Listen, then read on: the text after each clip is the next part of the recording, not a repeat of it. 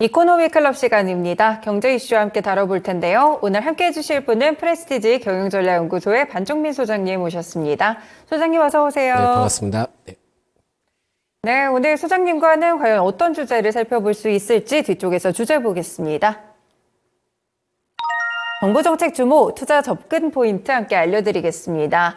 네, 최근에 시장이 좀 불안해서 그런지 정부정책과 관련된 테마 종목들이 상당히 좀 많이 흘러나오고 있고요. 오늘도 사실은 의대 정원 관련해서도 또 정책주들이 부각이 되고 있죠. 교육주들이 상승하는 흐름인데 일단 지난 30일에 저희가 민생토론회가 개최가 됐을 때 그 내용들이 지금 계속해서 좀 나오면서 부각이 하나씩 되는 것 같습니다. 어떤 내용들이 있었을까요, 소장님? 네, 일단 지금 정책 관련된 내용은 4월 초까지는 계속 나올 가능성이 높습니다. 네. 왜냐면은 총선과 관련된 이슈가 계속 있기 때문에 여기에 따른 그 모멘텀은 계속 좀 나올 것 같기는 한데 여기서 좀 포착을 좀 잘 하셔야 될 것 같고 코스닥의 경우에는 지금 굉장히 좀 변동성이 심하잖아요. 그러다 보니까 앞으로 어떤 쪽으로 좀 투자하는 게 유망한지를 같이 좀 체크를 해보는 게 매우 좀 중요하지 않을까라는 말씀을 먼저 드리겠습니다. 네. 지난 30일입니다. 그러니까 윤 대통령이 7번째 민생 토론회를 좀 주제를 했는데, 최근 기업 밸류업 프로젝트가 좀 부각이 되면서 저PBR 관련된 종목들이 좀 많이 상승을 하고 있었잖아요. 그쵸. 그러다 보니까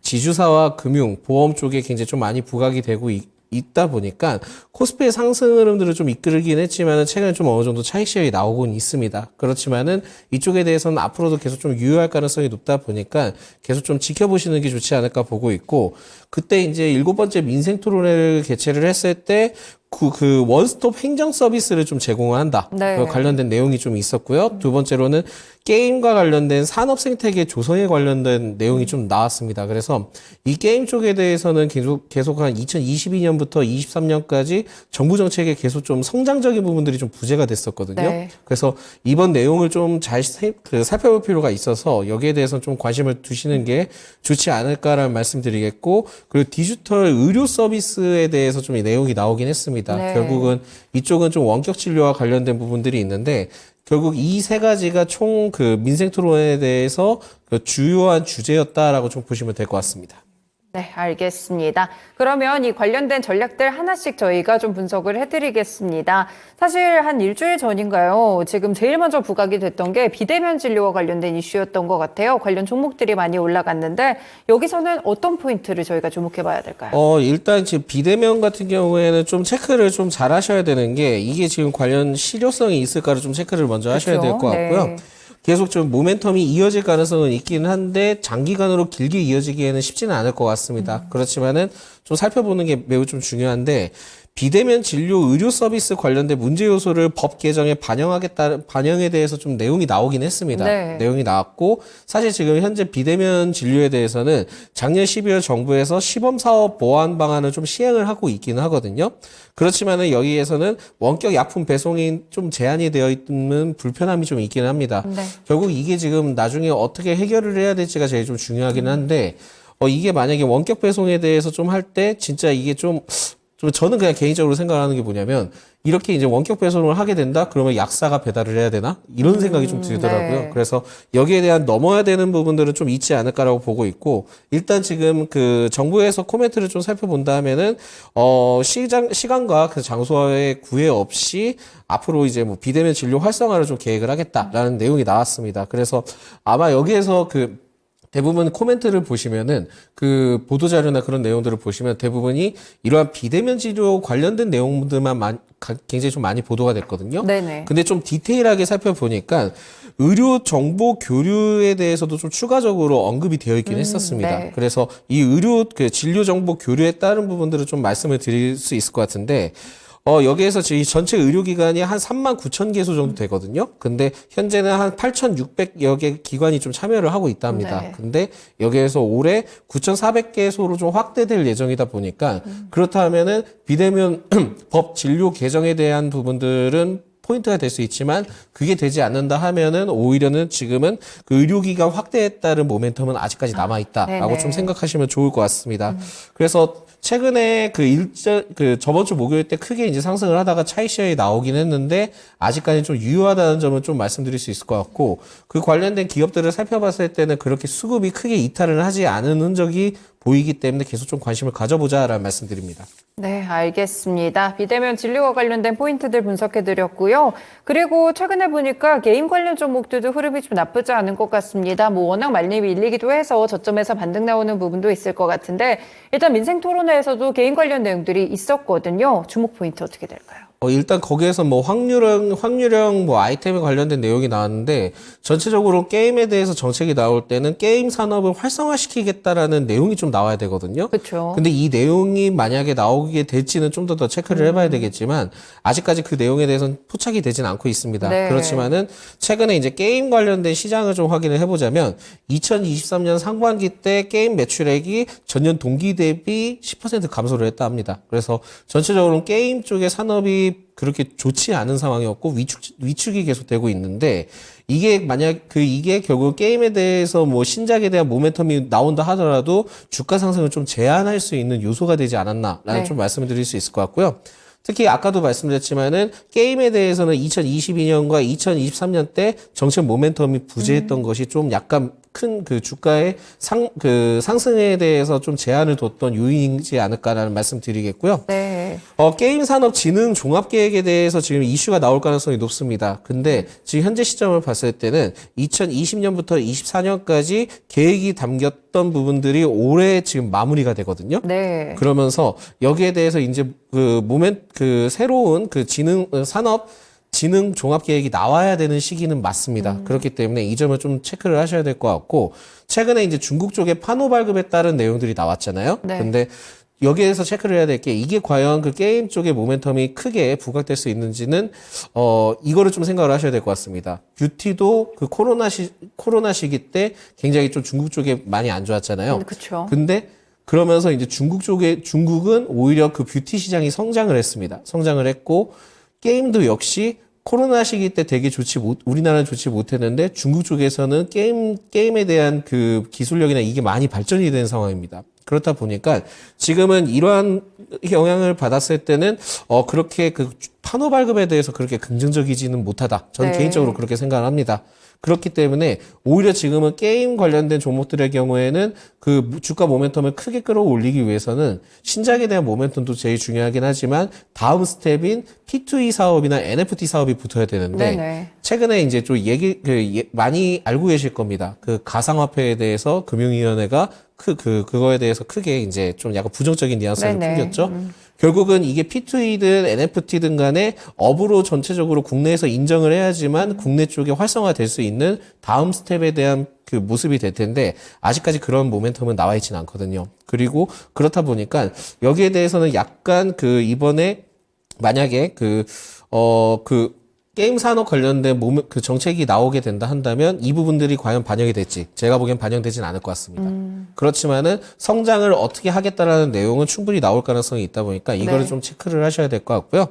최근에 이제 판호 발급을 받았던 기업들 중에서는 이제 뭐 넥슨도 있고 네오위즈도 있고 넷마블이 있는데 저는 만약에 살펴봐야 된다 하면은 넷마블을 좀 살펴볼 필요가 있을 것 같습니다. 그래서 넷마블의 주요 포인트의 경우에는 뭐 이번에 그 판호 발급도 있기는 하지만은 네. 작년에 이제 큰 포인트가 있었던 게 11월 달에 하이브 주식을 250만 주 블록딜을 좀 진행을 했습니다. 그 블록딜을 진행을 하면서 유동성 확보를 하기 위한 목적으로 재무적 개선을 위한 것으로 좀 제가 알고 있거든요. 네네. 그러면서 그 넷마블의 경우에는 그 11월 7일부터 주가 흐름들이 굉장히 좋아졌습니다. 이게 포인트가 될 수 있거든요. 네. 그리고 내일 그 넷마블이 실적 발표를 합니다. 그러다 보니까 여기에서 실적에 대해서 살펴봤을 때는 넷마블은 7분기 만에 영업이익의 흑자 전환이 좀 기대가 되기 때문에 오히려 넷마블은 좀 중장기적 관점으로도 끌어가 볼 필요가 있지 않을까라는 말씀드립니다.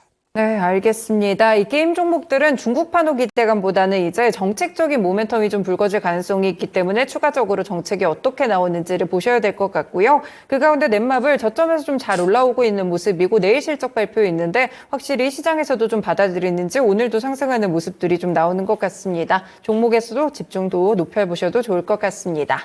네, 그리고 또 12대 국가전략기술 로드맵과 관련된 내용들이 발표가 됐는데 여기에 또 산업이 선정이 되면 섹터가 좀 움직이더라고요. 어떤 내용이 있었을까요? 아마 이거를 그 작년 연말 때 한번 이 프로그램에서 다뤘던 것 같아요. 12대 네. 국가전략기술. 그래서 만약에 포인트가 된다 하면 올해는 이쪽으로 좀 포인트를 두시고 접근을 해보자라고 말씀을 드렸는데 최근에 로드맵이 좀 발표가 됐습니다. 근데 먼저 12대 국가 전략 기술을 살펴본다 한다면 당연히 이제 반도체나 디스플레이, 그쵸? 2차 전지는 포함이 되어 있고요.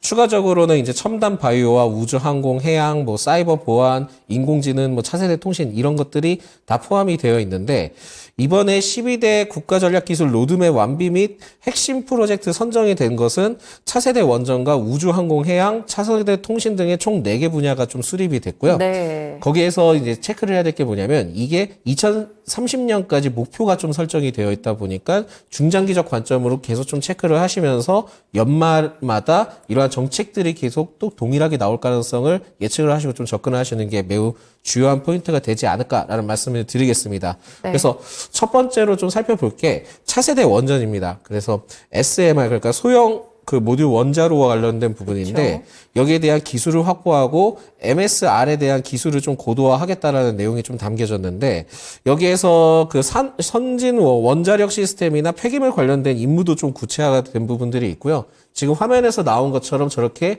중장기적 로드맵으로 계속 좀 펼쳐지면서 가는 겁니다. 네. 그렇기 때문에 내용을 계속 좀 체크를 하시면서 보시는 게 좋고 저거에 따른 관련된 기업들을 좀 선별을 하셔서 접근을 해보시는 게 좋지 않을까라는 말씀을 드리겠고 네. 최근에 이제 원전에 따른 이슈를 살펴본다 한다면 지금 체코와 관련된 이슈가 좀 있었던 맞아요. 것 같아요. 네. 근데 여기에서 지금 한수원과 프랑스 관련된 기업이 지금 맞붙게 됐는데 특이한 점이 있다면 웨스팅하우스가 떨어졌습니다. 그런데 여기에서 이거를 가지고 뭐 끝난 것이냐 그걸 보실 게 아니고요. 4월에서 5월 때 대부분 이 입찰에 대한 그 최종 내용들이 좀 나올 겁니다. 네. 그렇다 보니까 여기에 대해서는 이때까지는 원자력 관련된 부분들은 모멘텀이 계속 좀 유효하다 보시면 될 것 같고 그 이후로부터 또 다시 재차 조정받을 수 있으니까 호흡을 좀 길게 가져가시는 것을 좀 말씀드릴 수 있을 것 같고요. 네. 두 번째로는 우주, 항공, 해양 관련된 내용입니다. 그래서 우주, 항공, 해양은 발사체 등의 핵심 기술 부품 자립화에 대해서 2030년까지 목표를 좀 뒀습니다. 그러면서 저기에서도 지금 로드맵이 나오는데 이 로드맵이 생각보다 좀 복잡하죠. 그렇네요. 예, 네. 복잡하다 보니까 좀 간단하게 말씀드리자면 우주 관측 센싱과 달 착륙 가능할지 모르겠지만 어쨌든 달 착륙 표면 탐사 그리고 첨단 항공 가스터빈 엔진 관련된 부분들 통해서 총 5개 중점 기술을 좀 선정을 하는 거기 때문에 네. 이게 만약에 잘 이루어지게 된다 한다면은 그래도 굉장히 좀 모멘텀이 장기적으로 유효할 수 있지 않을까 보고 있고 우주 관련된 섹터를 좀 확인을 했을 때는 결국은 지금은 이거를 생각하셔야 됩니다. 우주항공청이 이제 개청이 5월 달로 좀 예정이 맞아요. 되어 있다 네. 보니까 여기에 대한 모멘텀도 아직 남아 있다 보시면 될 것 같고 세 번째의 경우에는 로봇입니다. 로봇의 경우에는 생성형 AI 기반에서 인간 수준의 자율 로봇 기술 고도화에 따른 내용들로 지금 넘어갑니다. 근데 여기에 대해서도 뭐 소프트 자립화부터 내용이 나오지만 자율주행 그리고 인간 로봇 행동 상호작용과 제조업의 패러다임의 변화에 대응에 따른 부분들도 나와 있기 때문에 네.